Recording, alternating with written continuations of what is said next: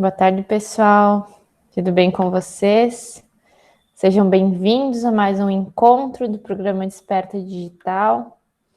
É uma tarde de terça-feira, ainda iniciozinho de semana, ainda esquentando, né? Hoje amanheceu frio, mas fez um dia lindo.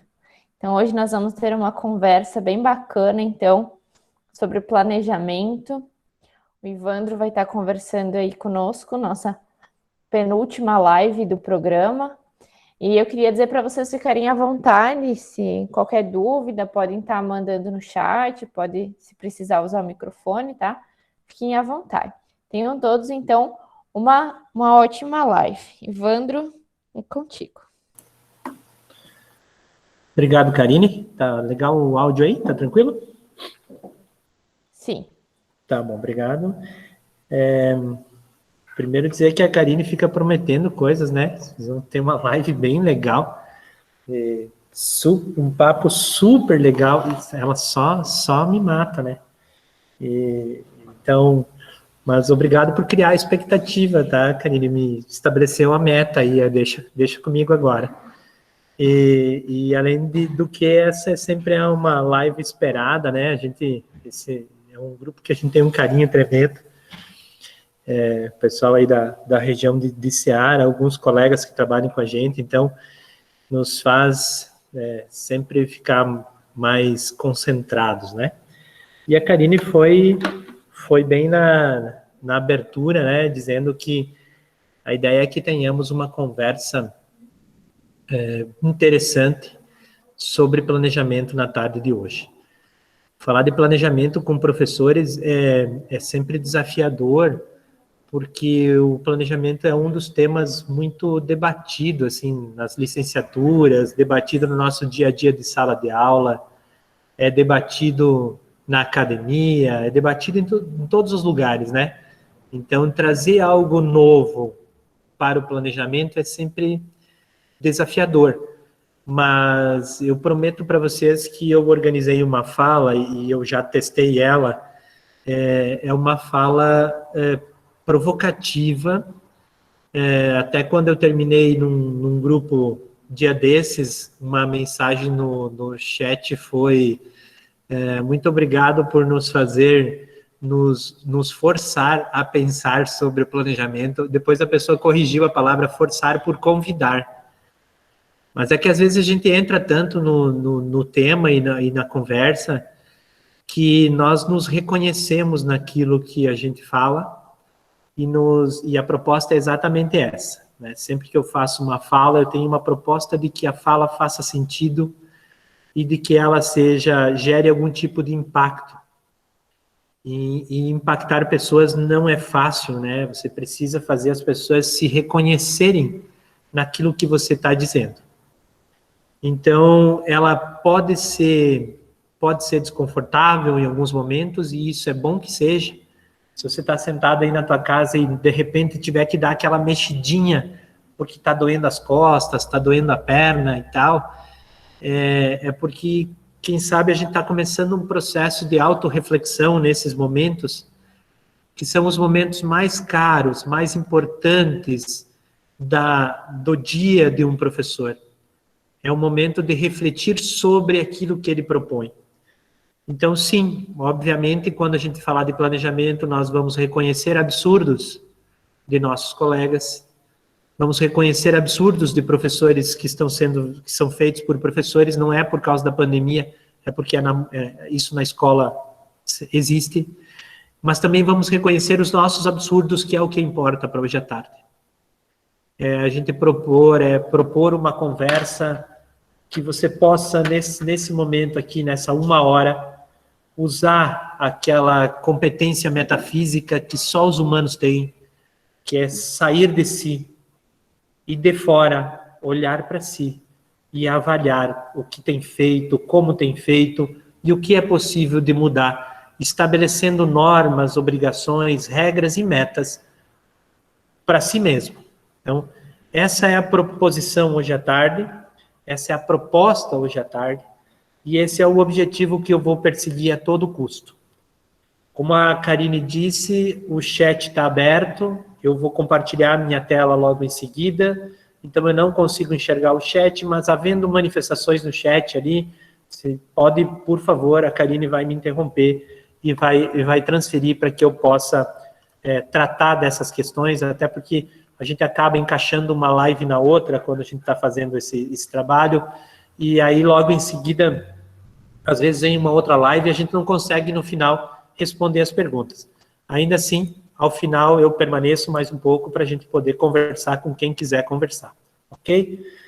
Vamos começar da seguinte forma. Minha tela já está na tela de vocês, e a ideia então é que a gente trabalhe hoje à tarde a construção do planejamento de aulas online. O primeiro foco para a gente organizar aqui a conversa é construção. O verbo da minha fala é construir. É no aspecto do construto, não é no aspecto pós-execução.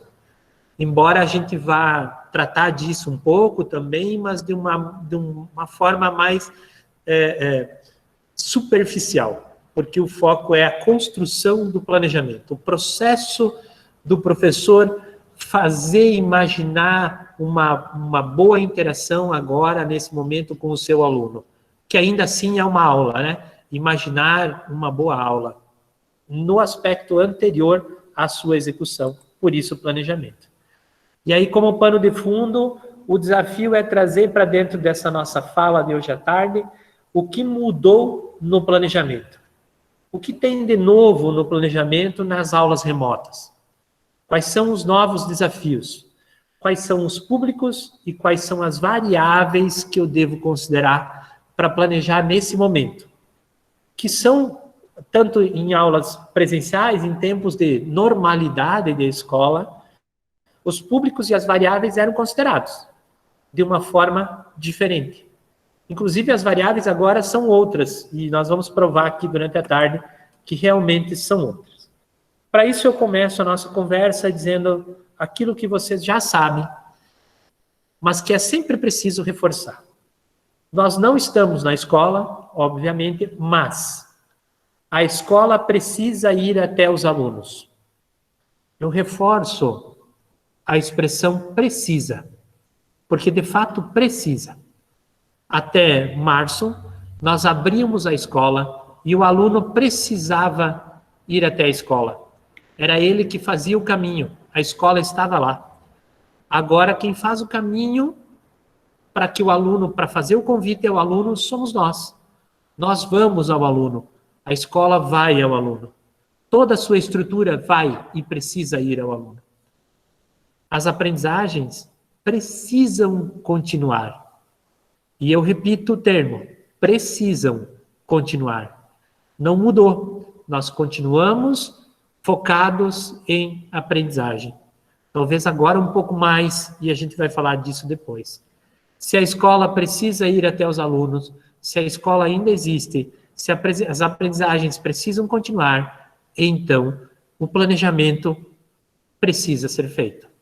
Ou seja, precisamos planejar. Está dada a meta. Precisamos levar a escola para os alunos, precisamos continuar com as aprendizagens e precisamos planejar por consequência das outras duas primeiras premissas. O nosso foco, então, hoje à tarde é planejamento. Planejamento de aula, no meu ponto de vista, é um dos temas mais estudados na educação brasileira, tanto na academia, quando se formam pedagogos ou licenciados, quanto nas formações de professores. Vira e mexe e nós temos planejamento, debate sobre planejamento.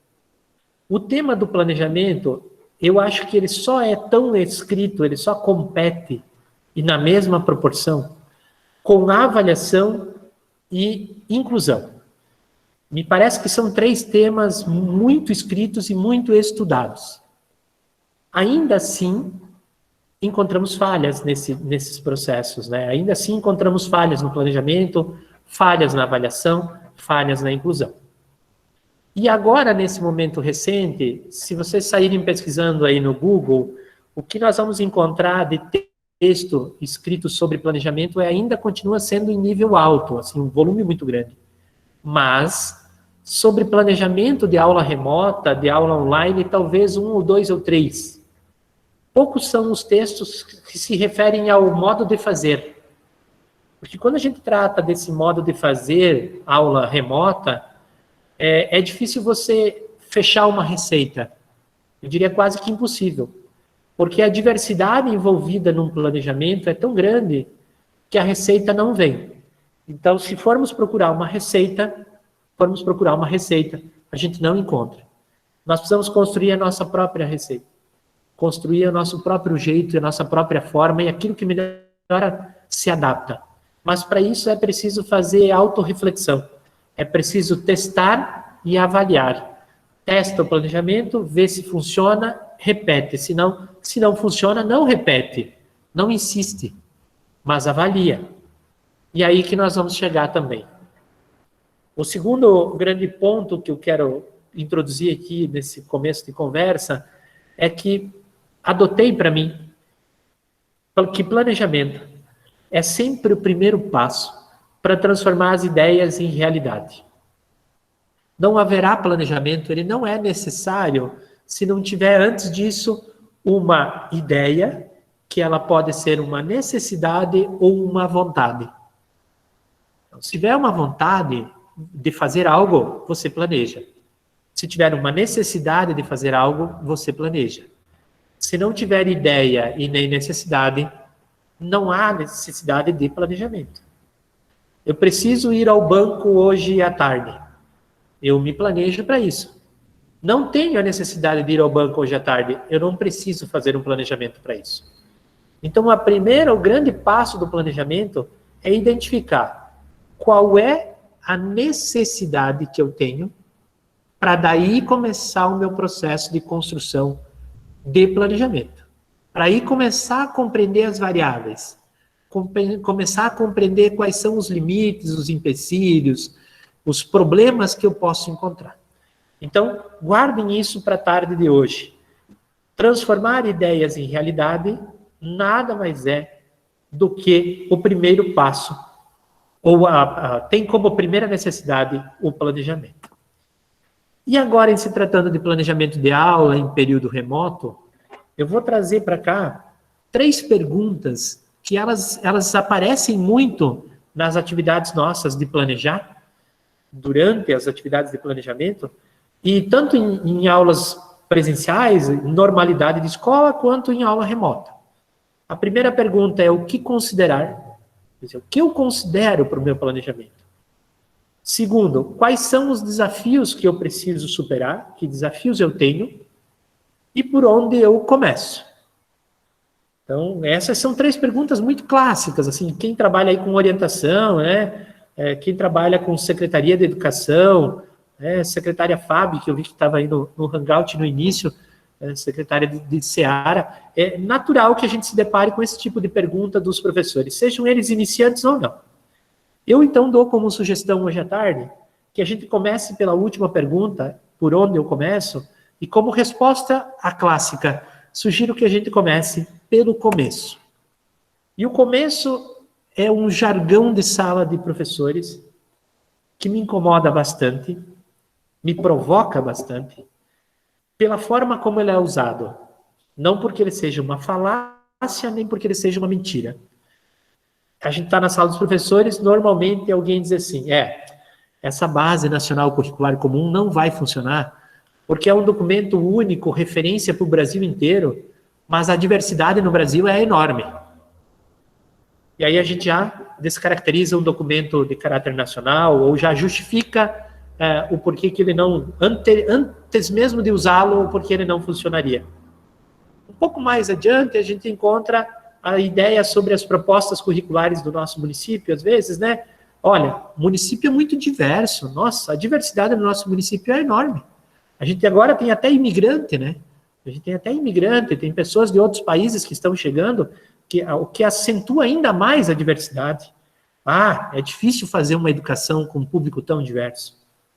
Aí a gente dá mais um passo. A diversidade na nossa escola é enorme, assim, eu tenho aluno que chega aqui de pé descalço e calça rasgada, né, que toma banho uma vez na semana porque não tem recursos hídricos em casa, e eu tenho alunos que o pai deixa com o carrão do ano aqui na frente e vem buscar também. E aí a gente dá mais um passo. Ó, minha sala de aula, gente, quanta diversidade. Eu tenho o pai que tem computador em casa, tem internet, tem celular, tem tudo de última geração, que acompanha as crianças, que acompanha eles, pega na mão, ajuda a fazer as atividades. E eu tenho o pai que, desde o começo da pandemia, ele não veio nem buscar as atividades da escola ainda. E eu digo para vocês assim, essa diversidade não é de agora. A diversidade, ela sempre existiu. E quando eu digo que é um discurso que me incomoda, é porque normalmente a gente diz que, por causa da diversidade, a educação fracassa. E eu gostaria que a gente pudesse pensar diferente, que é para a diversidade que eu planejo. Então, a provocação de hoje à tarde é assim, sim, tem diversidade, mas ela não é justificativa. Tem pai que não vai buscar atividade na escola, sim, mas não é justificativa. Isso é constatação. É por causa dessa diferença que o nosso planejamento tem que ser ainda melhor, tem que ser ainda mais atento, tem que ter ainda mais importância. A diversidade não pode ser justificativa. A diversidade é a razão de ser de uma escola, é a razão de ser de um planejamento. Então, essa inversão eu queria provocar para vocês. Também queria legitimar a força que nós demonstramos, né? Nesse período de pandemia, nós, professores, compreendemos, ou na dor ou no amor, né? A gente compreendeu que uma escola não é só um prédio, não é só uma sala de aula, não são só carteiras alinhadas, uma atrás da outra, bonitinhas. Quando alguém sai da linha, a gente manda voltar para a linha. Que não é só um armário com material didático, não é só a sala climatizada. Não, escola não é isso, só isso. Isso é a representação da escola. A escola são os professores, a escola são os seus gestores, a escola é a forma como a gente chega na família, a forma como a gente constrói gente, a forma como a gente ajuda as pessoas a superarem as suas dificuldades. E isso a gente faz independente de estar no prédio da escola. Isso a gente faz em todos os lugares. Isso a gente professora em todos os lugares. Certo? Então, provamos que é possível estudar e trabalhar à distância. Talvez doa um pouco mais para alguns, um pouco menos para outro, mas dá para fazer. E dá para fazer bastante coisas. Mas o desafio é gigante. E aí eu faço um parênteses aqui para dizer o seguinte. Não é culpa da secretária de educação, do secretário de educação, da diretora de escola, não é culpa de ninguém. O que nós temos na nossa mão hoje é o histórico de um país que há muito tempo sabia que a escola tinha que se abrir, que a escola tinha que incluir outras possibilidades e que a gente não fez. Então agora estamos precisando fazer com mais celeridade. E isso não está acontecendo só com os professores, isso não está acontecendo só com a Secretaria de Educação, só com o prefeito, só com o governo do estado. Não. Eu vou dar um exemplo para vocês, que é um exemplo de uma colega de projeto, né?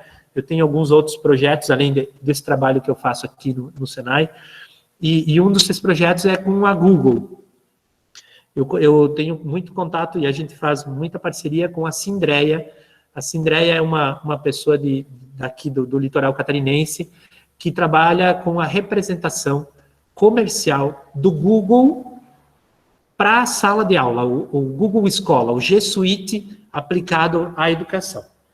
É ela que faz contato com municípios, é ela que faz essa parceria, e ela me disse assim, o programa Google para a educação, em 6 meses agora, nos últimos 6 meses, ele evoluiu muito mais do que nos últimos 6 anos, por força do momento. Também, além de evoluir, ele ficou 1/6 do preço que ele era. Então, hoje é muito mais fácil você comprar os computadores da Google, instalar a Google Classroom, instalar a G Suite aí nas escolas, porque a Google percebeu que definitivamente os professores, a educação, as famílias compreenderam qual é o papel da ferramenta e da tecnologia na educação. Então, se essa evolução acontece em uma multinacional como a Google, de evoluir em 6 meses muito mais do que em 6 anos, o que está acontecendo com a gente de transformarmos-nos, de nos transformar muito mais em 6 meses do que em 20 anos de profissão, é natural. Incomoda pela rapidez com que as coisas acontecem? Incomoda, mas essa transformação é natural. Ainda assim, a gente sabe que se não abrir a escola, tem aluno que não come. Se não tiver o transporte escolar lá, que a Secretaria de Educação organiza e gerencia o recurso, né, o recurso público, não tem aluno chegando na escola. A gente ainda sabe dessa dificuldade, mas a gente sabe o quanto é preciso e o quanto foi possível evoluir nesse sentido. E o primeiro grande conselho é assim: faz muito tempo que eu trabalho na educação e há muito tempo eu ouço a mesma coisa. O objetivo é a aprendizagem. O foco é a aprendizagem.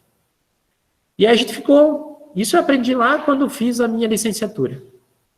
Mas eu ainda, talvez, considerava na hora de planejar outras coisas, não só a aprendizagem, considerava outras coisas. Até o dia que me deparei com a base, e a base chamou de objetivos de aprendizagem. Objetivos de aprendizagem. E eu, caramba, aí deu o primeiro estalo. E parece que agora, na aula remota, a aprendizagem é a única coisa que deve importar. É a única coisa que de fato interessa. É o único olhar, ou talvez o olhar mais importante e prioritário que devemos lançar sobre o nosso processo de executar aulas. Então, o ajuste de foco para a aprendizagem é necessário, é urgente e precisa ser imediato. Vou justificar por quê. Recentemente, talvez não recentemente, mas muitas das vezes, eu encontrei colegas professores e eu mesmo fiz isso. Fiz isso muitas vezes. Conselho de classe, reunião de escola, almoço com os colegas professores no final de semana. Volta e meia eu me pego dizendo assim, mas também eles não fazem. Mas também eles não se esforçam. Mas também eles têm preguiça. Mas também eles só dão desculpa. E aí eu quero levar vocês a pensar no primeiro dia em que começamos esse curso aqui, totalmente mediado por tecnologia. Totalmente. Não tivemos um encontro sequer presencial. Amanhã vocês têm o último da saga, né? Lá naquela sexta-feira em que vocês foram incluídos num grupo de WhatsApp. Não sabiam muito bem para que era. De repente receberam um texto dizendo: aguardem até semana que vem que nós vamos começar esse curso aí. Sejam bem-vindos. E as ferramentas que vamos usar são essas. Não funcionou no celular, não funcionava no computador, internet não era boa, internet só caía. A gente reclamava, a gente falava, a gente apontava as fragilidades, tudo isso a gente fez. A gente teve internet nós professores aqui fazendo o curso, caindo, a gente perdia a lista de chamada, pedia para postar de novo o link, certo? A gente tinha dificuldade com as ferramentas, não abria, fica mudo, não tem som, liga o microfone de forma equivocada, no momento errado. Tudo isso aconteceu. E eu posso garantir para vocês que desse lado de cá, nem a Karine ali no apoio, nem as outras profissionais que fizeram o apoio dos outros grupos, nenhuma das vezes a gente disse assim: ixi Maria, acho que é preguiça. Esse povo que está assistindo no YouTube depois, acho que é falta de comprometimento de não fazer no horário. Olha, a pessoa disse que a internet caiu e pediu para postar de novo o link. Estou achando que ela saiu, foi lavar roupa e voltou depois e pediu o link. A gente não pensou assim, a gente não falou assim. Mas sobre os nossos alunos, muitas vezes a gente fala assim. Muitas vezes. Isso aí de caiu a internet, isso aí do aluno não desconectou. Para mim isso aí é golpe. Então, se para nós, se a gente experimentou essa vivência e viu o quanto é difícil no começo, o quanto é difícil não ter a ferramenta adequada, e olha que nós somos, nessa relação professor-aluno, nós estamos na frente. Então, se para nós foi difícil, é preciso considerar minimamente que para o aluno também é difícil. Que algumas coisas que foram propostas para nós nesse curso, nós julgamos impossíveis de fazer. Tipo, isso aí não é execuível. OBS Studio, isso aí não é execuível para mim. Eu não consigo fazer isso aí. Eu não tenho notebook adequado, eu não tenho computador adequado, eu não consigo fazer isso aí. Muita coisa que foi proposto para vocês que não é execuível, provavelmente a gente propõe para os nossos alunos e também não é execuível.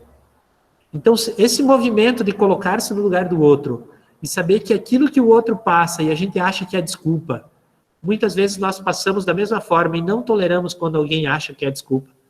Nós precisamos usar o mesmo peso e a mesma medida, passar a mesma régua para que a gente tenha um processo mais justo e uma seriedade, uma honestidade na hora de ver as coisas na nossa frente e considerar essas coisas no nosso planejamento. Ninguém está livre de que alguma coisa aconteça, ninguém está livre de não fazer uma entrega, ninguém está livre de não ter o material adequado para fazer a entrega que você está pedindo. Isso é preciso ser considerado. Enquanto consideração, é muito importante que a gente não esqueça que com pandemia ou sem pandemia, com aula remota ou sem aula remota, muitos documentos norteadores foram publicados pelas secretarias de educação, pelas secretarias estaduais de educação, pelo Conselho Estadual de Educação, pelo Conselho Federal de Educação, mas nenhum documento alterou o documento referência nosso, que é a Base Nacional Comum Curricular. Então, mesmo que se tenha, né, eu sei que alguns municípios têm o sistema próprio de gestão escolar, onde o professor entra lá, descreve o objetivo da aula, o objetivo de aprendizagem, descreve tudo isso, gente. Não tem que reinventar a roda. Vai para a base, está escrito lá, foca naquilo lá. Aquele é o documento de referência. Eu usei a expressão referência já 3 vezes, porque a palavra referência é muito importante nesse momento. E a base, então, parece que de tudo o que aconteceu, ela não sofreu um arranhão. Ela continua sendo a mesma. Ela continua sendo o nosso documento a ser perseguido. Eu vou abrir ela aqui no mesmo lugar que certamente vocês abrem, né, que é o site da base, pra gente, porque daí fica familiarizado, né? Aqui já abriu, deixa eu abrir o documento mesmo aqui, o site para a gente ver. Ué, aí, BNCC.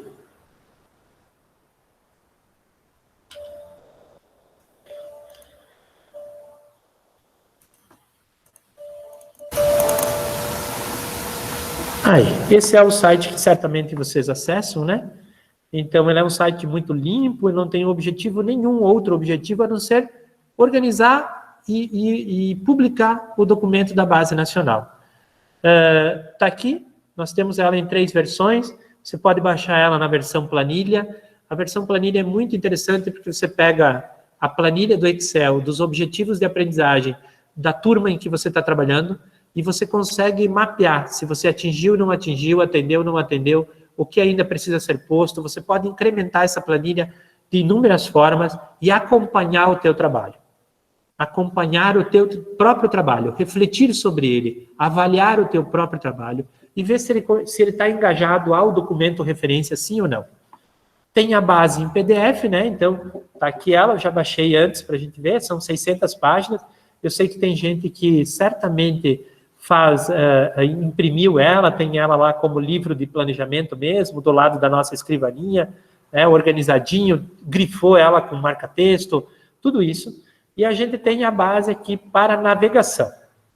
Para o exercício que eu vou fazer agora, enquanto documento de referência e enquanto priorização da aprendizagem, enquadrando aí o planejamento, nós vamos usar essa versão aqui, que é a BNCC para navegação. Ela abre assim. Eu não vou me deter em todas, eu vou pegar aqui a educação infantil, por exemplo.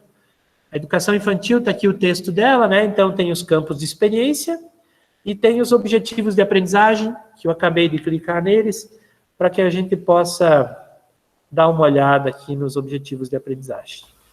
Só um minutinho que eles estão abrindo ainda aqui. Então está aqui, ó. Campo de experiência, o eu, o outro e o nós. Muito legal dizer que, antes de tudo, a base separa as idades aqui, né? O que é creche, e dentro de creche o que é bebê e criança bem pequena, e depois são crianças pequenas lá no pré-escolar. Mas o que importa para nós é assim, ó. Eu continuo ainda, no meu planejamento, tendo que considerar que um dos campos de experiência da educação infantil é o eu, o outro e o nós. Eles não mudaram. Ainda é esse campo de experiência. Ainda é corpo, gesto e movimento. Ainda continua sendo esse campo de experiência. Traços, sons, cores e formas. Foco, gente. Foco na aprendizagem. Olha a palavra que aparece aqui. Campo de experiência. As nossas atividades, elas têm que propor para o aluno essa experimentação. Para que da experimentação ele derive dali os conceitos que a gente quer. E aí, entrando nos conceitos, que são os objetivos de aprendizagem, eu quero chamar vocês para olhar algo extremamente interessante, que vocês precisam priorizar no planejamento. E eu dou isso como conselho, certo? Existe nos verbos que a gente enxerga aqui nas três colunas, existe uma hierarquia nesses verbos. Cada objetivo calcado em um verbo. O verbo é sempre uma ação. Isso não é segredo para ninguém. Essa hierarquia que eu estou chamando para vocês para olharem, ela deriva de um estudo já muito clássico na educação, que é a taxonomia de Bloom. Depois eu vou abrir a taxonomia para vocês olharem. Mas o que a taxonomia nos propõe, e a base nos propõe, é um olhar muito focado dentro daquele objetivo de aprendizagem. Por exemplo, quando a gente trata do corpo, gesto e movimento, a gente tem, enquanto bebês, nesse objetivo aqui, ó, experimentar as possibilidades corporais nas brincadeiras e interações em ambientes acolhedores e desafiantes. Isso, bebês de 0 a 1 ano e 6 meses. Experimentar. Quando são crianças bem pequenas, a mesma expectativa docente deve estar calcada em deslocar e envolver-se, certo? Viu como a gente já subiu um nível?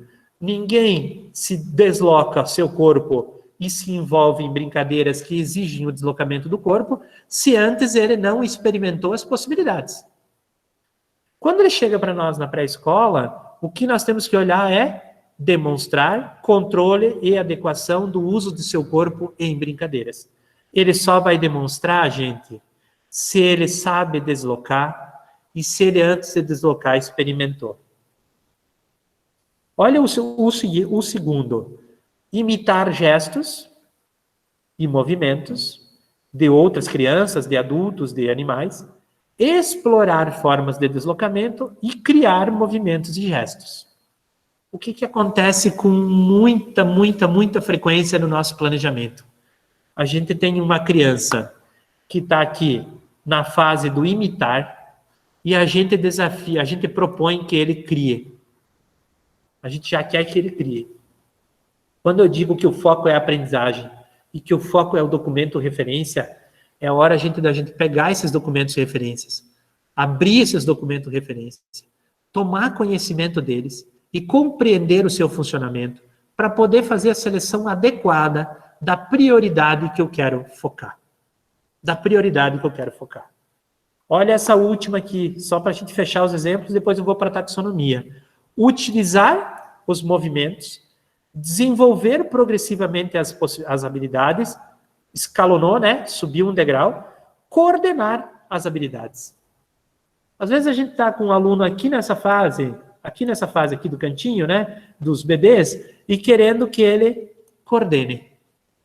Então, tô usando os exemplos mais, assim, mais escrachados possíveis, para a gente entender que muitas vezes, quando a gente olha mal, quando a gente não olha, ou quando a gente faz de conta que olhou para o objetivo de aprendizagem, quando a gente escreve um objetivo para a nossa aula, sem entender de onde ele deriva, nós cometemos absurdos extraordinários, que não podem ser cometidos por professores, porque colocam em risco o aprendizado e o sucesso na vida daquelas crianças por resto dos seus tempos.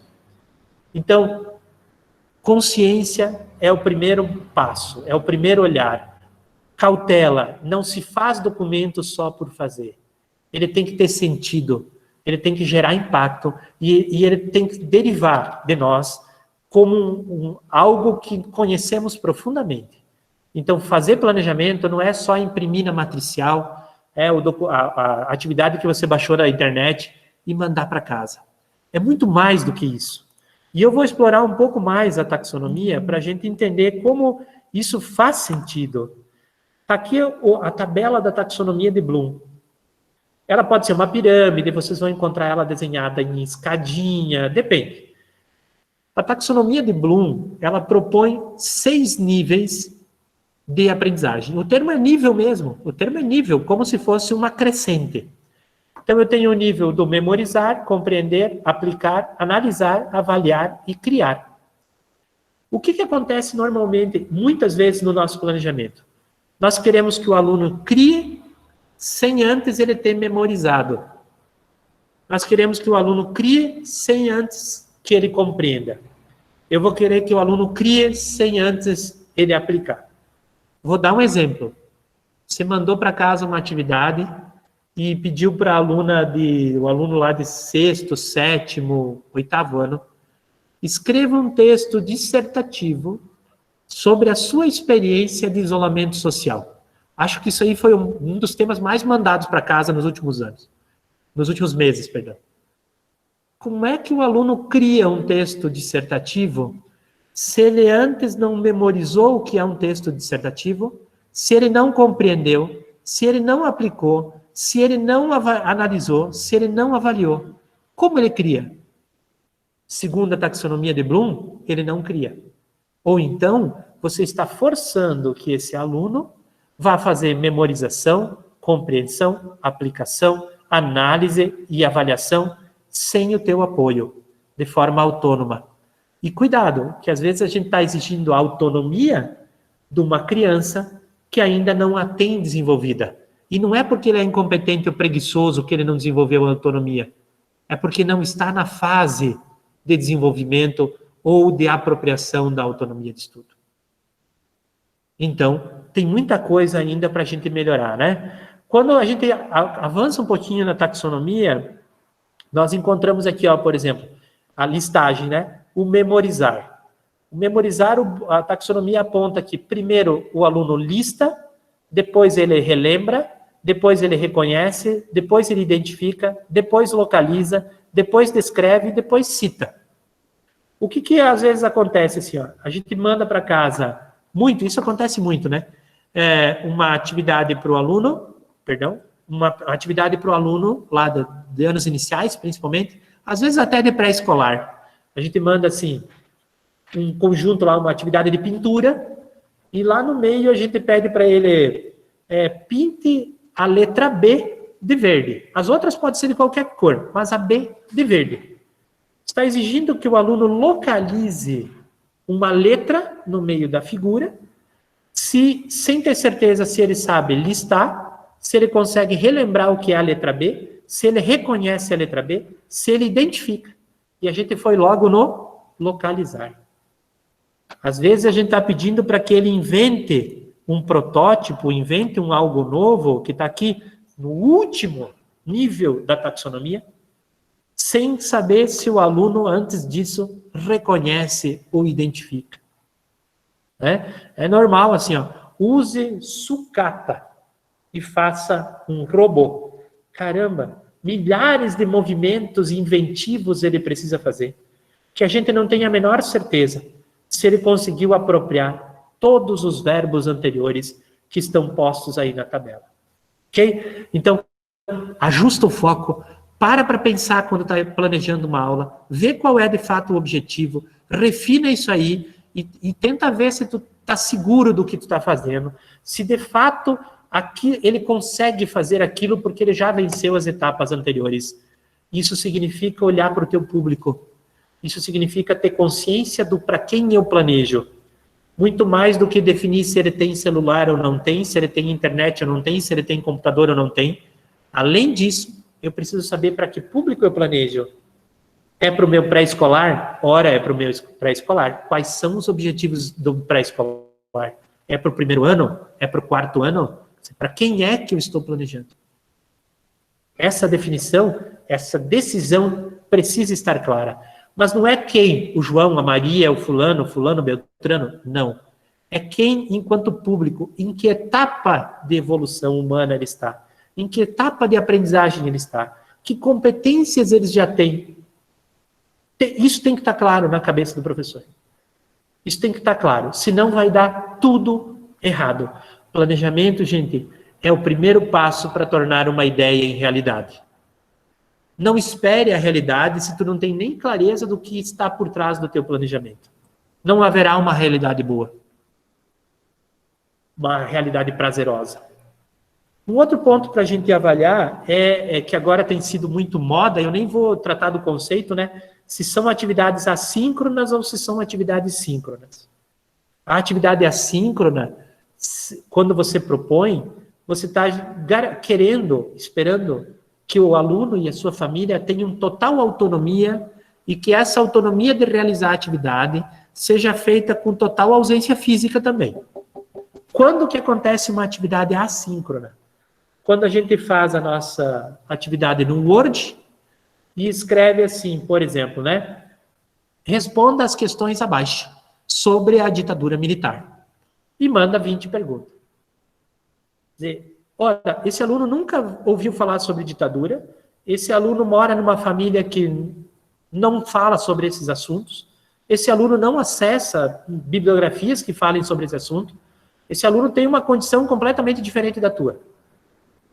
Às vezes a gente falar ditadura para o nosso grupo de convivência é uma coisa, ela faz sentido, esse conceito já está absorvido, mas quando se fala para outro grupo isso não faz sentido. Então é preciso tomar cuidado. As atividades assíncronas, elas têm muita chance de fracasso. Fica muita coisa não dita numa atividade assíncrona. O ideal é que a gente consiga mesclar o assíncrono com o síncrono. O síncrono é aquilo quando você propõe pelo menos um momento de interação. Aí vocês vão me dizer assim, mas então você quer que eu dê aula pela plataforma? Não vou fazer isso. Não. Eu não quero que... Não é isso que eu estou propondo. Estou propondo que, de repente, você estabeleça formas de interagir. Que você possa, ao invés de mandar aquele texto frio do Word, acompanhar aquele texto com áudio, acompanhar aquele texto com vídeo. Né? Acompanhar aquele texto com outro texto, talvez. Ou, pelo menos, parar, ler o teu próprio texto e ver o que está fora dele, o que não foi dito e que você precisava dizer. Mas a sincronia de uma atividade, de um planejamento, de uma execução de planejamento, ela garante ou ela proporciona interação, afetividade, legitimação da existência. Sabe aquela criança da educação infantil, aluno ali do pré-escolar, um pouco antes, seus 5 anos, 4 anos, ele está com saudade da professora. E isso impacta muito, muito, muito, muito na realização das atividades. Isso impacta. Isso é emocional, né? E essa ideia de presença, nós podemos garantir para eles. Sabe a prova de vida que o aposentado faz na Caixa Econômica? Que ele precisa ir lá e dizer, eu ainda estou vivo? Talvez nós, professores, de vez em quando, tenhamos que fazer uma prova de vida. E contatar esse aluno em alguma medida. Mandou atividade para casa, pediu para te devolver com o WhatsApp, foto no WhatsApp, perfeito. Pode ser. Quando você for dar a devolutiva, não escreve um texto para o pai. Manda um áudio para a criança. Fala com ela, como se ela estivesse na tua sala. Promova essa ação de acolhimento. Crie esse cenário de pertencimento. Vou dar um exemplo agora sobre experiência que vocês sentiram na pele, né? Vocês fizeram inúmeras lives. Muitas das lives o professor desligou a câmera. Eu não gosto de assistir com câmera desligada. Eu não consigo ver o cara. Às vezes ele até diz assim, vou dar uma pausinha para tomar uma água. Para você não ver se ele está tomando água, dá aquele negócio, será que está tomando água, será que não está? Eu sempre procuro fazer como eu estou fazendo agora. Uma câmera que me proporcione muito mais do que a webcam do computador, uma amplitude de cenário, para que vocês consigam enxergar onde estou, o que estou fazendo, como estou fazendo. Eu falo com as mãos, muito mais com as mãos, do que às vezes com as palavras. Uma coisa complementa a outra. Então eu procuro garantir um cenário que vocês vejam as minhas mãos, que vocês percebam o movimento, para que vocês se sintam aqui, na biblioteca do Senai, comigo, me ouvindo falar. Certo? Então, essa ideia, gente, se faz sentido para vocês, se é gostoso para vocês ver isso acontecendo, para uma criança de 4 anos, 6 anos, 8 anos, faz o mesmo sentido. Talvez faça mais para eles. Então, não é o fato de, eu não consigo fazer, eu não sei fazer. Todo mundo está mandando áudio no WhatsApp aí. Todo mundo está compartilhando vídeo no WhatsApp, que eu sei que está. Dá para a gente fazer muitas coisas, mas usando a nossa voz, fazendo prova de existência, aproximando, fazendo sentido. Lógico, se vocês saírem perguntando por aí, a gente vai criar problemas, né? Encontrei dia desses uma professora que me disse assim, fiz uma reunião com os pais, ela dá aula para 2 turmas de pré, uma de manhã e uma de tarde. Fiz uma reunião com os pais e pelo Google Meet e perguntei para eles qual seria o melhor horário para nós fazer uma aulinha de meia hora, 1 hora na semana, para que eu pudesse explicar qual é a atividade da semana. E os pais responderam, o melhor horário é domingo à noite. E a professora está fazendo das 6 às 7 da noite, uma turma, e das 7 às 8, outra turma. O que ela faz nessa aula do domingo? Ela conta a história da semana, ela grava essa reunião, ela conta a história da semana para as crianças, ela ouve as crianças, ela interage com as crianças, conversa com eles. Na segunda de manhã, ela manda o texto, o planejamento em forma de texto, para o pai imprimir ou não, o que ele quiser fazer, né? Ela manda um áudio explicando novamente a atividade, para tirar mais alguma dúvida, e a gravação da reunião do domingo. O que ela está mostrando aí? Não vou nem discutir que ela está fazendo aula no domingo, porque na segunda ela não está. A aula de segunda que ela faria, ela está fazendo no domingo, né? Então ela optou por isso, não é que a gente tenha que optar. Estou dizendo que ela optou por isso. E ela está ganhando com isso a aproximação das crianças. Ela está ganhando entregas. Ela tem 50 alunos, 25 em cada turma, e a minha pergunta para ela foi, tem algum aluno que não está te entregando as atividades? Ela me respondeu, não, todos estão. Não tem como não estar. As pessoas estão comprometidas. E, ao mesmo tempo, essa ação, ela legitima ou ela melhora, ela clarifica a nossa comunicação. Tem uma charge aí na tela de vocês, que é só uma charge de humor, para descontrair vocês. Mas funciona assim. Se você quer que a atividade seja entregue no teu e-mail e não no WhatsApp, escreva, comunique. Se você quer que ela seja feita com a lã vermelha do tricô número tal, escreva. Porque senão vai vir com a linha do saco de farinha. E você vai dizer falta de capricho e preguiça. E, na verdade, como a gente sempre faz, a gente não olha de volta para o planejamento, a gente não vai dizer comuniquei mal. Esqueci de dizer que era com a lã que eu queria.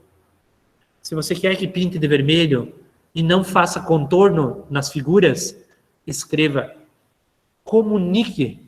Comunique. A comunicação, nesse momento, ela é primordial.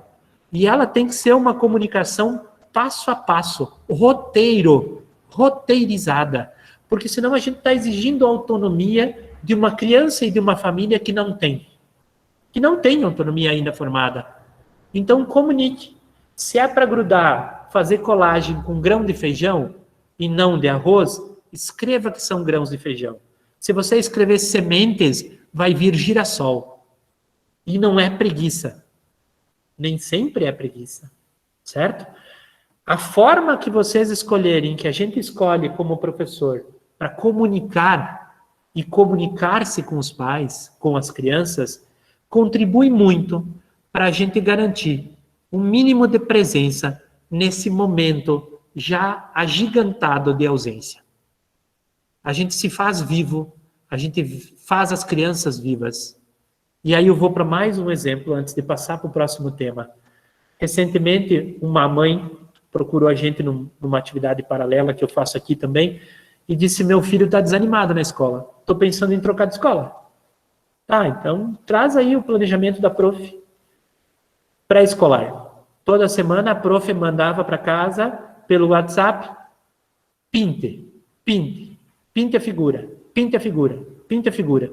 Não veio uma história, não veio uma interpretação, não veio uma proposta daquela criança brincar com seus pais, não veio uma proposta dela contar num áudio de WhatsApp ou num videozinho o que ela fez no final de semana, não veio nada. Pinte a figura, como se a professora ainda estivesse na matricial, lá na escola, com a impressora matricial na sala dos professores, e imprimindo figura que baixou da internet. A mãe trocou de escola. Ou a criança não queria mais fazer as atividades da primeira escola. Ela já trocou fazem 4 semanas. A criança, todo dia, ela quer fazer a atividade da nova escola. E ainda assim, às vezes, ela quer fazer 2 vezes. Porque o método é diferente, a forma é diferente, a interação é diferente. A professora A não encontrou a liga com os seus alunos nesse momento. Não encontrou. A professora B encontrou uma forma de mobilizar. Ou seja, a professora A não está chegando, a escola da professora A não está chegando na casa do aluno. A escola da professora B, que eu falei lá no início, está chegando na casa do aluno. A nossa habilidade de comunicar nesse momento de pandemia precisa mudar. Quando você está numa sala presencial, você não precisa prever perguntas dos alunos. Vai lá, libera a atividade, e aí conforme as perguntas surgem, você responde. Ah, eu não tenho lápis? Empresta. Ah, eu não tenho cola? Você vai no armário e empresta uma. Professora, passar um traço ou não? Você responde. Professora, apurar uma linha sim ou não? Você responde. E em casa, essas perguntas ficam sem resposta. Não tem como responder. Então, no planejamento, a gente precisa antecipar as perguntas, sejam elas perguntas estratégicas ou não. E para isso, eu dou dicas. O áudio e o vídeo dão sensação de presença. Para crianças de primeira infância, a sensação de presença e a identidade com os seus professores é fundamental. É fundamental. Eles respeitam o professor mais do que os pais, muitas vezes. Muitas vezes. E eles estão carentes dessa presença. Muitas vezes carentes. O áudio e o vídeo ajudam a resolver. Não escreva texto para o pai, manda áudio para a criança. Quando fores planejar, verifica se o teu planejamento está claro e objetivo. Se tu vai fazer só comunicação escrita, não tem problema. Faça comunicação escrita, mas roteirize passo a passo. Estabeleça os passos para a execução daquela atividade. E preveja. Aí eu faço quase que um apelo. Pelo amor de Deus, preveja as perguntas dos alunos. Porque muito provavelmente vocês têm filhos em casa. E vocês estão recebendo atividades para os filhos de vocês. E na roda de almoço aparece o seguinte: tenho que fazer tal coisa. E a pergunta que a gente faz para o filho: tá, mas a professora não disse como? Aí o filho diz: não disse. Aí a gente, putz, mas como assim? Como é que não fala? Como é que não disse? Como é que não sei o quê? Os outros pais estão pensando a mesma coisa sobre o nosso planejamento. Ou a gente dá atenção à comunicação, ou nós vamos sofrer a mesma crítica da família do vizinho. Ponto estratégico para ser avaliado. Como vai ser a entrega, a devolutiva? ela pode ser no WhatsApp, ela pode ser de forma simples, ela não só pode como ela deve. Mas uma coisa que nós devemos imediatamente tomar como ponto central do planejamento é que evidências, lembra que o nosso foco é a aprendizagem. Para eu perceber se o aluno aprendeu ou não aprendeu, que evidências eu preciso? Eu coloquei entre parênteses aí, que está aparecendo na tela de vocês, o quero, porque eu quero abolir essa expressão. O que você quer como evidência, nem sempre é o que você precisa como evidência. E lá vamos nós no exemplo ilustrativo. Recentemente, no supermercado, encontro casual, encontrei uma filha de um amigo, 8º ano. A mocinha me disse, perguntei como estavam as aulas, a menina me disse, olha, então, as aulas estão bem. Mas a professora de artes, na semana passada, ela pediu para a gente fazer 2 figuras geométricas com qualquer material e identificar onde ficava a aresta e onde ficava o vértice. 2 figuras. E aí diz ela, como é que eu vou fazer um triângulo? De que jeito e tal? E lá foi a família, compra isopor, deu errado. Tenta colagem com papelão, deu errado. Tenta com papel A4, tenta, até que com papel A4 saiu 2 figuras geométricas. Como era a entrega? Faz as figuras, fotografa, manda para a professora, guarda as 2 figuras geométricas para quando a aula voltar, entregar as figuras de forma impressa, de forma física. Primeiro, as figuras eram para o aluno reconhecer as figuras ou eram para ele identificar aresta e vértice? Isso não estava dito. Bom, daí eu falei para ela, bom, então conseguiram. Sofremos, mas conseguimos. Ah, legal. E aí, depois a prof mandou mais planejamento? Sim, mandou. O que ela mandou? Ela mandou essa semana mais 7 figuras geométricas para fazer a mesma coisa. O que a professora quer não é o que ela precisa. Não está calibrado o que ela precisa para perceber a aprendizagem e o que ela quer para ocupar tempo de aluno. Essa definição, esse tipo de tropeço, nós não podemos cometer. Não é porque o aluno estaria na escola 4 horas por dia durante 5 dias que ele vai ficar fazendo coisas que não levam a lugar nenhum porque eu quero. O que eu quero e o que eu preciso. Como eu defino o que eu preciso? Olhando para o documento referência, entendendo qual é a conjugação certa do verbo, aonde ele se posiciona na taxonomia de Bloom, qual é o público para o qual eu planejo, quais são as evidências que eu preciso para identificar o quanto e se ele aprendeu. A mesma coisa sobre a entrega, estabeleça prazo. A minha pergunta para muitos professores hoje é assim, como fazemos o planejamento da semana que vem, se a gente não recebeu o retorno dos alunos da semana anterior? Exemplo ilustrativo. Que não são histórias fictícias, são histórias que eu tenho recolhido por aí no campo e vocês conhecem histórias parecidas. Há muito tempo, há uns 60 dias, uma professora de uma escola pediu para as famílias passarem na escola e buscar o livro didático da disciplina de português. Desse dia em diante, as atividades da professora a cada semana são: copie no seu caderno a página 20 até a página 25 do livro didático e responda as perguntas. Em nenhum momento ela deu um prazo de devolutiva, ela pediu para ver se estão copiando, ela pediu para entregar, ela pediu para deixar na escola, ela pediu para mandar foto no WhatsApp, nem nada. Resultado, semana seguinte, copie da 30 até a 35, da 35 até a 60. E aí foi. Quer dizer, ela encontrou o jeito fácil para ela, contraproducente para o aluno, desmotivador, e ainda assim ela acha que está focada na aprendizagem. Nossos colegas, gente, cometem absurdos. Vão por mim. Cometem absurdos. Eu cometo muitos absurdos. Esses absurdos normalmente estão lá na raiz do nosso planejamento, quando a gente não alinhou o foco para o objetivo certo, a etapa certa de planejamento, de aprendizagem, não olhou adequadamente qual é o resultado que eu espero. E aí eu traço aqui uma lista de passos agora, para a gente ser bem didático, né? Para reforçar isso. Primeira pergunta que eu faço sobre o meu planejamento. Estão claras as prioridades? Opa, Se estão claras as prioridades, avanço para o segundo. Uso atividades síncronas ou assíncronas ou as duas. Defini isso e entendi por que eu estou fazendo uma, porque não é só uma definição.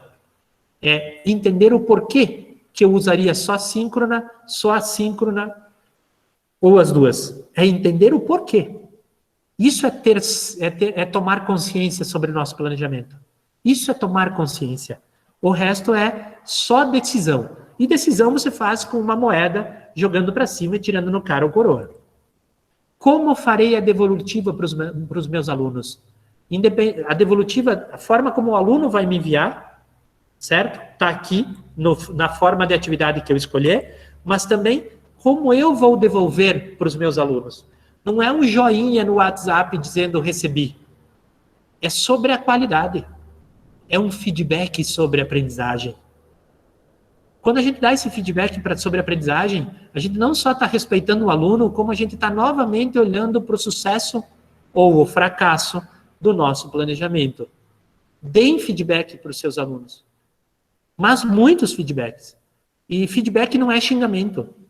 Não é dizer, ficou uma porcaria, ficou a ponte onde estão as potencialidades e as fragilidades. Que evidências eu preciso? Vejam que eu já tirei o quero. O que eu preciso para avaliar? Eu preciso 14 figuras geométricas ou uma? O que eu preciso? Por fim, 3 perguntas numa só. O que eu estou propondo como atividade é simples? Considerando o contexto das famílias, é simples? Ou eu estou pedindo que eles usem farinha de milho moída no moinho de pedra lá do Lajeado dos Pintos, no interior de Concórdia? Se eu exijo isso de forma tão profunda, é provável que não seja simples. Então, refaça o planejamento. Não, ele é simples. Sendo simples, vai para a segunda pergunta. Ele é execuível para todos? Todos terão a condição de executar? Não. Tem alguns que farão, tem outros que... o cara que não tem celular não vai fazer. Então, ele não é execuível, ele não é um bom planejamento, ele não atinge a todos, ele não é inclusivo. Volta para o passo, volta 2 casas e começa de novo, porque ele precisa ser execuível. Então, se ele é simples e execuível, vem a terceira pergunta. Ele é preciso? Preciso no sentido de focado? Ele está focado no objetivo de aprendizagem? Ele está focado na etapa de ensino que eu estou trabalhando? Ele está focado? Não, ele não está. E, na verdade, eu fiz aqui um troço meio porque vi que a colega fez e ficou bem legal, então resolvi também produzir objetos de sucata, porque ficou bem legal. Pedi para o aluno comprar um prato de papelão e pintar o fundo com colagem de arroz para fazer um pôr do sol. A colega fez, ficou legal. Se ele não é focado, volte 2 casas e refaça o planejamento. Certo? Por fim, para termos uma boa interação com os nossos alunos nesse momento, diversifica. Nem sempre mandar atividade impressa, ela funcionou. Pinte o desenho, funcionou durante 30 dias. Nós estamos parados a 180, praticamente. A 180 dias. Começa a repetição a não fazer sentido, a causar dissabor, desagrado. E aí nem sempre é preguiça. Nem sempre é falta de engajamento do aluno, nem sempre é falta de envolvimento. Priorize. Só vai priorizar se olhar o documento referência de novo, e ele é referência. Eu falei que nós íamos voltar nessa palavra. A proposta pedagógica do município, os currículos estaduais, a lei de diretrizes e base, a base nacional curricular comum, elas são referência. Dentro dela tem o gingado do professor, tem a decisão do professor. Priorize. A lista de verbos que tem na base é enorme. Só que sabe o que a gente faz sempre? Chega um documento referência na nossa mão, a gente diz, eu tenho que dar conta de tudo isso, meu Deus. Isso também na aula presencial. Eu vou ter que dar conta de tudo isso, eu tenho que dar conta. E às vezes tu não vê que, por exemplo, o demonstrar autonomia, ele está no 1º ano, 2º ano, 3º ano, 4º ano, 5º ano. E que tu não precisa fazer tudo no 1º ano. mas que isso é conjunto da obra. Então, essa ideia de documento referência ser obrigação de fazer tudo, não. É obrigação de fazer aquilo que é prioritário. E quem define o que é prioritário é você, com o teu gestor, com os teus colegas professores. É isso. É isso. Foco na aprendizagem. Foco na aprendizagem. Já falei disso exaustivamente. Pense nos alunos. Se coloque no lugar deles, das famílias deles. Como eles receberiam o teu planejamento? Exemplo ilustrativo. Recentemente, uma professora mandou um áudio para outra, ela tinha que fazer, ela trabalha no primeiro ano, e ela tem uma unidade curricular ali, uma disciplina, perdão, que é na área de literatura, coisa desse gênero. E ela precisava fazer a avaliação descritiva dos alunos. E ela mandou um áudio dizendo, fulana, viu, eu estou fazendo a avaliação descritiva aqui da turma, e nós temos 2 Anas na turma. Me diga qual é a Ana mais fraquinha, para que eu possa identificar qual delas é. Jesus amado, esse tipo de coisa não é pensar nos alunos. Esse tipo de coisa é rotular os alunos. Até porque com a professora de xadrez, talvez a Ana fraquinha seja a Ana mais forte da turma. Com a professora de artes, a Ana fraquinha nem exista. Certo? Com o professor X, talvez ele nem tenha visto as Anas. Então, olhe você sobre o teu aluno, mas olhe com honestidade, com verdade, sem rótulo. Sem rótulo. Ponto importante para a gente olhar. Reflita sobre a execução. No ato de planejar e executar, no ato pedagógico que vai do planejamento à avaliação, como se eles estivessem em extremos opostos, e não é verdade, mas isso é tema para uma outra conversa nossa, bem longa também, você precisa e tem a oportunidade de pensar sobre a execução, refletir milhares de vezes. Antes do planejamento, durante o planejamento, revisando o planejamento, na hora em que você comunica para o aluno, na hora que você recebe a pergunta do pai com a dúvida, na hora que o aluno te pergunta com dúvida, na hora em que o aluno te manda a atividade, na hora que você dá a devolutiva para o aluno. Não faltou oportunidade para refletir. Só que normalmente a gente faz isso tudo desencaixado, como se uma coisa não fizesse parte da outra. E a gente quer que o aluno pense sem ser nas caixinhas. E a gente executa encaixotado, a gente faz o planejamento por fazer, engaveta, executa do jeito que der, avalia do jeito que pode e a vida que segue. Cuide do tempo. Não precisamos ocupar os alunos 20 horas na semana. Muitas vezes, em 2 horas bem ocupadas, eles produzem mais do que 20 copiando do livro didático para o seu caderno. Certo? Comunique com clareza. Não exija a autonomia de interpretação de um aluno que nem tem ainda autonomia, quanto mais interpretação. Não exija que ele faça a leitura de entrelinhas porque ele sabe que eu fazia assim. Ele sabe que eu fazia assim quando a aula era presencial. Como é que agora ele não sabe mais? Ele não sabe mais porque nós também não sabemos mais. Ontem você contou uma piada para o teu marido, para a tua esposa, e ela riu contigo. Hoje você contou a mesma piada e ela te xingou. Então, a mesma coisa que acontece com você, acontece com os alunos. Nem sempre é preguiça, nem sempre é falta de interesse. Estabeleça regras. Se tu quer que aquele objeto que te seja entregue tenha aquela característica, se tu quer que o caderno tenha margem e o aluno faça com caneta colorida, estabeleça essa regra. Estabeleça essa regra. Se não tiver placa na estrada com limite de velocidade, você pode andar ao limite que você quiser. Defina os prazos. Os prazos não são para punir aluno, são de organização de planejamento. O prazo é para você, não é para ele. Se tu diz que é para a semana que vem, é porque você precisa verificar a que ponto eles chegaram para poder estabelecer o planejamento do próximo passo, a atividade seguinte, porque a atividade seguinte já vai dar conta de um outro objetivo de aprendizagem. E como você vai fazer isso se você não sabe a que ponto o primeiro objetivo foi atendido? Detalhe as tuas expectativas. Se precisa ser com a linha Cleia, o objeto a ser construído, a colagem tem que ser com cola tenaz, detalhe, cola tenaz, cola quente. Mas deixe claro as tuas expectativas. E justifique a tua estratégia.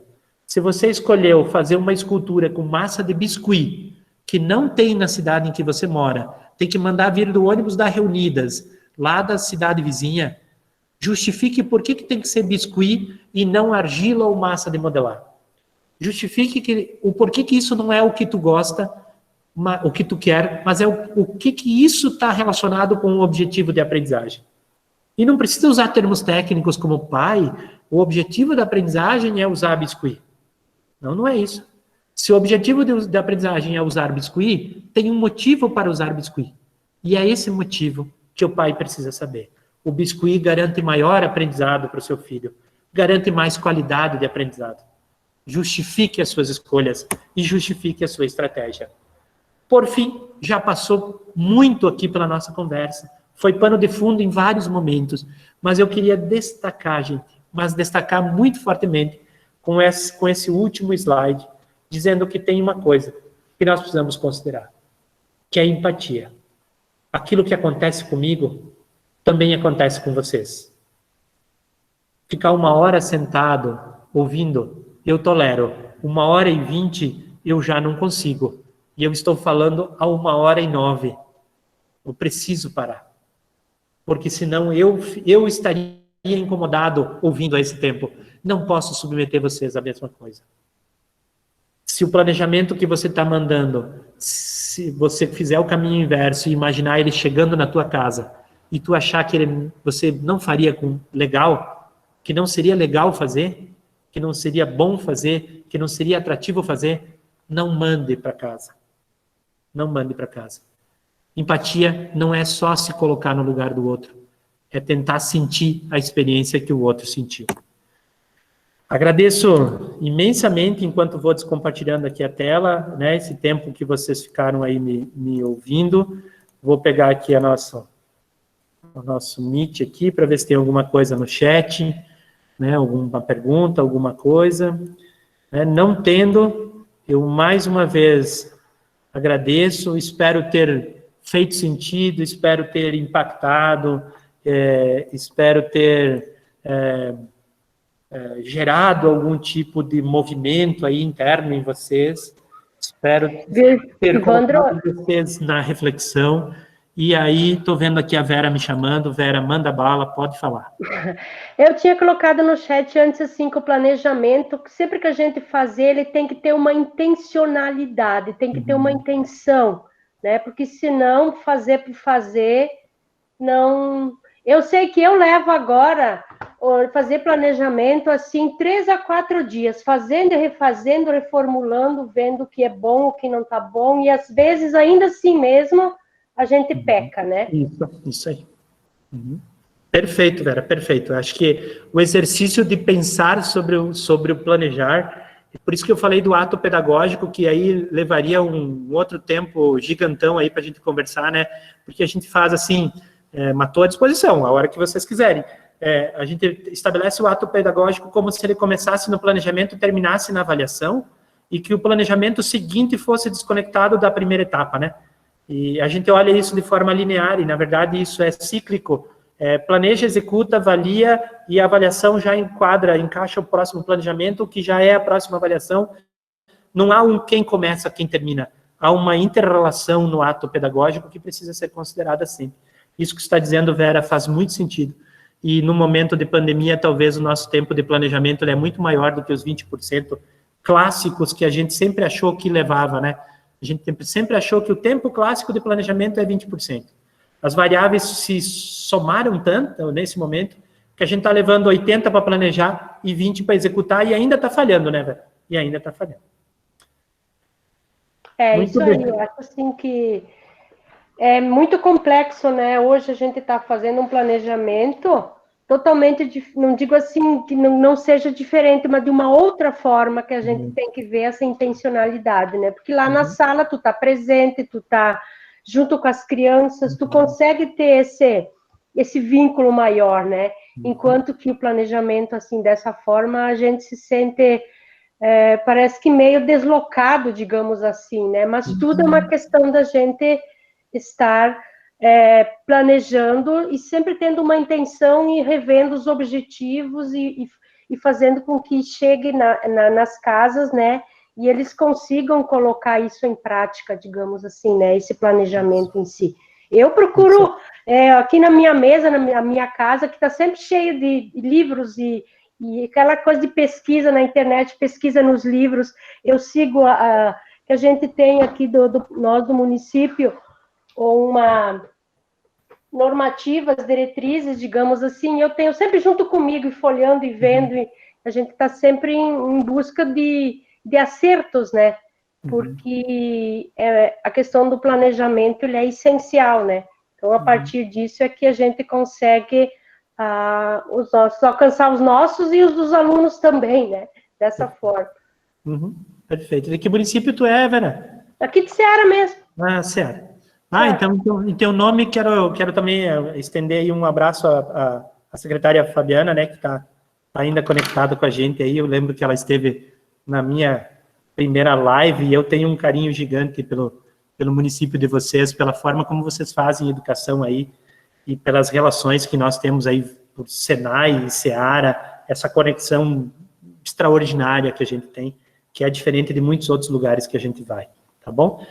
Um abraço, gente. Então, se alguém tiver mais alguma coisa, Franciele. Franciele Lewandowski ensinou. Por que não? Diga lá, Fran. Eu acredito assim, né, Evandro? Além de toda essa intencionalidade que a Vera coloca, né, sobre a importância da gente ter essa intencionalidade, saber o que realmente nós queremos enquanto profissional, né? Nós precisamos também conhecer a quem nós estamos direcionando a esse planejamento, né? Qual é a capacidade, como a criança se desenvolve, e sempre focar no estímulo, né? Que focar no que há de prejuízo, a gente sabe que não adianta, a gente tem que analisar o que não aconteceu e pensar em como fazer acontecer, né? Porque cada criança é uma, todas elas possuem sua especificidade como nós. Então, se nós não conseguirmos alcançar essa individualidade, nada adianta a nossa busca em livros, como, né, essa intencionalidade. É um conjunto. Se não façamos esse conjunto acontecer, não há aprendizagem, não há um olhar humano, não há um olhar que a gente diga que é com carinho, que a gente se coloque no lugar também da família, né? Então, quando a gente consegue trazer o que a Vera falou, consegue conhecer o seu aluno, a sua turma, no individual, porque conhecer uma turma é uma coisa, conhecer cada aluno com o seu jeito é diferente, cada um com a sua diferença. Nós somos diferentes e nós somos obrigados a compreender a diferença do outro, senão não somos professores, senão não somos profissionais capacitados para lidar não somente com o conhecimento, mas também com o lado humano, né, desses sujeitos que estão na nossa mão, essas crianças, esses adolescentes, que se a gente não pensar nessa diferença, não significar, né, esse planejamento, não significar esses objetivos dentro das suas diferenças, eu acho que nada adianta. Então, é um conjunto, é um amarrado. É algo que a intencionalidade, a BNCC traz essa diferença dentro das competências também que nós temos que desenvolver dentro dos campos de experiências e principalmente nós que trabalhamos com a educação infantil, os 6 direitos de aprendizagem da criança, né? O expressar-se, o conhecer-se, o participar, né? E assim por diante, né? Então, eu acredito dessa forma. O professor precisa além de olhar para o seu planejamento, ele precisa olhar para quem vai estar recebendo. Então, só a minha colocação. Beleza, perfeito, Fran. Obrigado. Obrigado. Mais alguém?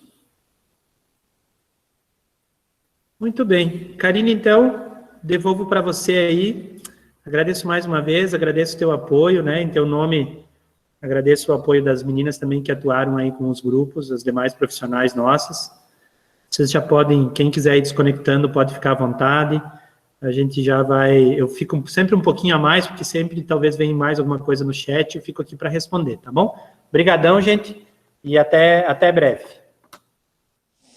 Obrigada, Evandro. Obrigada a todos que ainda estão aí. Eu só gostaria de agradecer, então, a participação de todos vocês e dizer um até breve, né? Não um tchau, porque hoje é a penúltima live de vocês, mas é a última minha, né? Com o grupo. Então, amanhã quem vai estar no apoio vai ser a Suzy, né? E eu gostaria de agradecer, então, por essa companhia, essa parceria aí ao longo desse projeto que foi o Desperta Digital. Foi muito bom rever rostos já conhecidos, mesmo que de uma forma indireta, né? Foi bom conhecer pessoas novas que a gente acabou conhecendo aí no grupo do Whats, né? Eu espero que eu tenha atendido vocês de uma forma adequada, né? Espero ter passado a melhor mensagem. Muito obrigada mais uma vez e um grande abraço a todos.